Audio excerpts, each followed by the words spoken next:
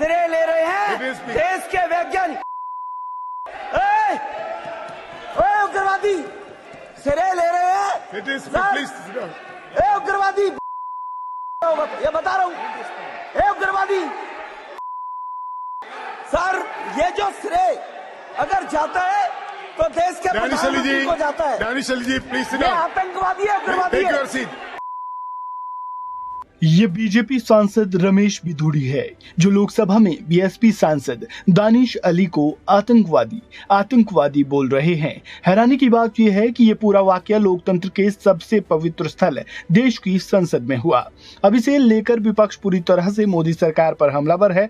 AIMIM chief Asaduddin Owaisi ने इस पर कड़ी आपत्ति जताते हुए इस वीडियो को शेयर करते हुए लिखा, इस वीडियो में चौंकाने वाला कुछ नहीं, भाजपा एक अथाह खाई है, इसलिए हर दिन एक नया निचला स्तर मिल जाता है। मुझे भरोसा है कि इसके खिलाफ कोई कार्रवाई नहीं होगी। संभावना है कि आगे इसे भाजपा दिल्ली प्रदेश अध्यक्ष बनाया जाएगा। आज भारत में मुसलमानों के साथ वैसा ही सलूक हो रहा है जैसा हिटलर के जर्मनी में यहूदियों के साथ किया जाता था। उन्होंने आगे लिखा, मेरा सुझाव है कि नरेंद्र मोदी जल्द इस वीडियो को अरबी में डब करें और अपने हवीवियों को भेजें।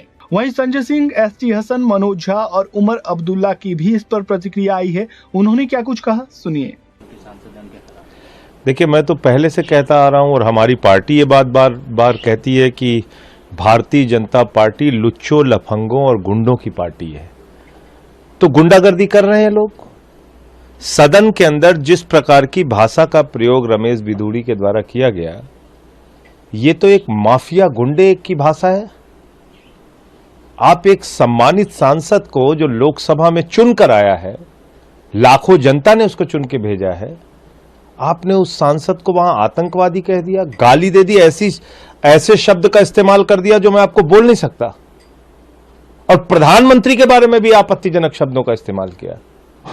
प्रधानमंत्री के बारे में कहा कि उनकी मृत्यु की कामना करते हुए ऐसे शब्द का प्रयोग किया जो मैं बोल नहीं सकता आपके कैमरे पे, कि फला किसी ने ऐसा कहा, किसी ने ऐसा कहा। किसने कहा प्रधानमंत्री के बारे में वो सब बातें? तो इसलिए दानिश अली का जो जिस प्रकार से अपमान सदन के अंदर किया गया है, वो इस देश के जो तमाम विपक्ष के सांसद हैं जो सरकार के खिलाफ आवाज उठाते रहते हैं। देखिए, मैं एक बात कहूं, मुझे दुख जरूर हुआ, आश्चर्य नहीं हुआ, आश्चर्य कतई नहीं हुआ। प्रधानमंत्री जी के वसुधैव कुटुंबकम की सच्चाई यही है। गोडसे को देशभक्त बताने वाला सांसद कौन है, किस पार्टी का है? टिम्बकटू में नहीं है, भोपाल से सांसद है। और कल जो भाषा सदन के अंदर बोली गई, एक सांसद के लिए अगर सदन के अंदर ये भाषा बोली जा रही है तो सोच के देखिए कि सड़कों पर, गलियों में, नुक्कड़ में, गांव में मुसलमानों के खिलाफ, दलितों के खिलाफ, वंचितों के खिलाफ किस तरह की आवाज को, किस तरह की जुबान को लेजिटिमेसी दी गई है। प्रधानमंत्री जी, सबका साथ सबका विकास को जीना पड़ता है। रमेश बिधूड़ी जी आपके माननीय सांसद हैं और उनके लिए आप एक सख्त शब्द नहीं बोल पाए अभी तक, कुछ भी नहीं। यानी कि मानूंगा ना कि आपकी मर्जी से ही हो रहा है। आपकी मर्जी के बगैर तो आपके दल में एक पत्ता नहीं हिलता है। तो बिधूड़ी कैसे हिल गए? देखिए, इस स्पेशल सेशन में बहुत सी चीजें ऐतिहासिक हुई हैं और सबकी सहमति से हुई हैं। और ये भी ऐतिहासिक हुआ कि देश की दूसरी बड़ी आबादी का संसद से अपमान किया गया। एक मुस्लिम MP के लिए ऐसे ऐसे लफ्ज बोलेगा जो मैं आपके टीवी पे नहीं कह सकता।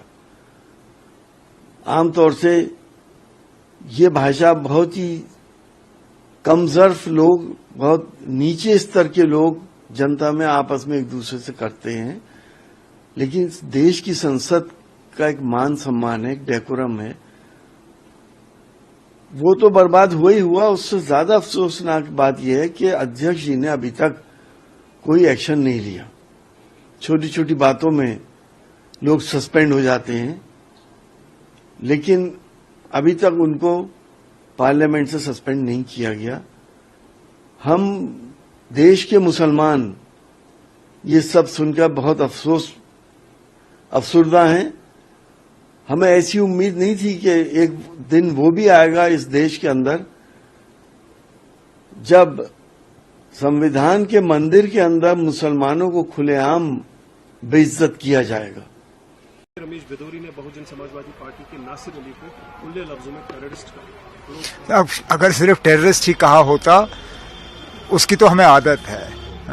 आप मेरा सोशल मीडिया देखिए तो टेररिस्ट बुलाने में तो ये थकते नहीं है, लेकिन उसके साथ जो जो कहा, अब मैं आपके चैनल को तो लोग देखते हैं, मैं वो अल्फाज यहाँ दोहराना नहीं चाहता हूँ, लेकिन शर्मिंदा भी होता हूँ कि पार्लियामेंट में इस तरह के अल्फाज इस्तेमाल किए गए। नाराज भी होता हूँ क्योंकि आखिरकार ये तमाम मुसलमानों के खिलाफ ही अल्फाज इस्तेमाल हुए। समझ में नहीं आता वो लोग जो बीजेपी के अंदर हैं मुसलमान या बीजेपी के साथ जुड़े हुए हैं, वो किस तरह ये बर्दाश्त करते। मैं तो बीजेपी के बाहर रह के भी मुश्किल समझता हूं इन चीजों को बर्दाश्त करना। जो लोग इनके साथ मिलके काम करते हैं वो रात को सोते कैसे हैं। इस खबर में फिलहाल इतना ही। ताजा अपडेट के लिए बने रहें वन इंडिया हिंदी के साथ।